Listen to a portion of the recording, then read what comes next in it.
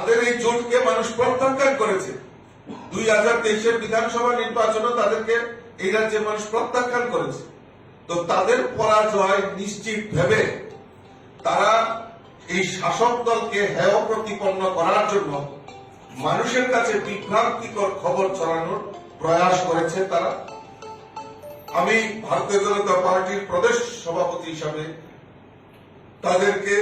তাদের এই ভিত্তিহীন যে খবর সম্প্রচার করা হয়েছে বা ভিত্তিহীন ভাবে তারা অভিযোগ করেছেন, তার সুযোগ্য জবাব এই ত্রিপুরা রাজ্যের মানুষ ভোটদানের মধ্য দিয়ে সেটা তারা প্রমাণ করেছে।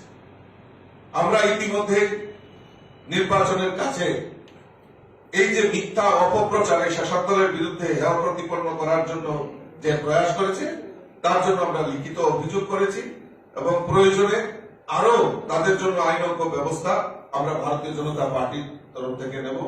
মিথ্যা কথা বলে বিভ্রান্ত করে মানুষকে এই ত্রিপুরা রাজ্যে যেভাবে বিগত দিনে ঠকিয়ে আসছে, মনে করেছেন এখনো তারা বৈতরণী পার হওয়ার জন্য সেই মিথ্যার আশ্রয়কে নির্ভর করে, কারণ তাদের কাছে তাদের মাটি পায়ের নিচে মাটি সরে গেছে, তারা জানে তাদের দলের ভূমিকম্প হয়েছে। তো সেই জায়গায় দাঁড়িয়ে আজকে ভিত্তিহীন খবর ছড়িয়ে শাসক দলকে হেয় প্রতিপন্ন করার চেষ্টা করছে, তার সুযোগ্য জবাব মানুষ ভোটের মাধ্যমে দিয়েছে। এটা আমাদের কাছে সবচেয়ে বড় প্রাপ্তি।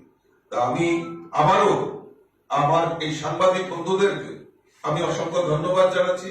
আপনারাও অক্লান্ত পরিশ্রম করে, কারণ আপনারা গণতন্ত্রের চতুর্থ স্তম্ভ, আপনারা সঠিক সংবাদ সঠিক সময়ে মানুষের কাছে পৌঁছে দেওয়ার জন্য আপনারাও সারা দিন পরিশ্রম করে নির্ভীকতার সঙ্গে আপনারা খবর সম্প্রসারণ করেছেন, মানুষের সামনে পৌঁছে দিয়েছেন। আমি আপনাদেরকেও অসংখ্য অসংখ্য ধন্যবাদ এবং শুভেচ্ছা জানাচ্ছি। নমস্কার।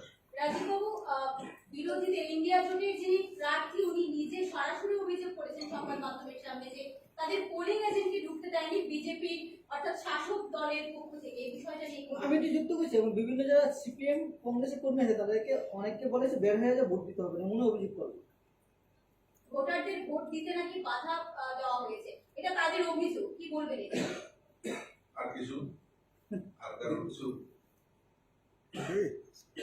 অ্যাকচুয়ালি দেখুন, আমি তো সেটা খণ্ডন করেছি যে তাদের পরাজয় নিশ্চিত।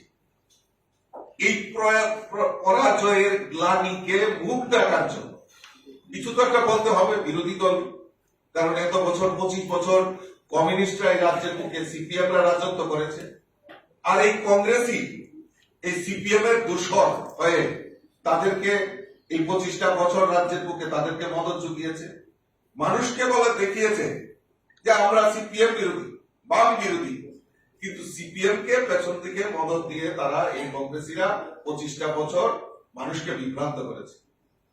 মানুষের কাছে পরিষ্কার হয়ে গেছে যে কংগ্রেস এবং সিপিএম তারা একসঙ্গে লড়াই করছে, সেটা মানুষ মেনে নিতে পারে। মানুষ তা ভোটের মাধ্যমে সেটা তার যোগ্য জবাব দিয়েছে। এই পরাজয়ের গ্লানি ভুলানোর জন্য তারা এই মিথ্যা আরোপ করেছে। আমরা ইতিমধ্যেই আমাদের টিম ইলেকশন কমিশনের কাছে গোচরে নিয়েছে যে এটা ভিত্তিহীন, এবং যদি প্রয়োজন হয় আমরা আরো চেষ্টা করছি এই তারা ভিত্তিহীন খবর সম্প্রচার করার জন্য এবং মানুষকে বিভ্রান্ত করার জন্য আমরা প্রয়োজনে আইনানুগ ব্যবস্থা আমরা এই দিকটাও আমরা খতিয়ে দিচ্ছি।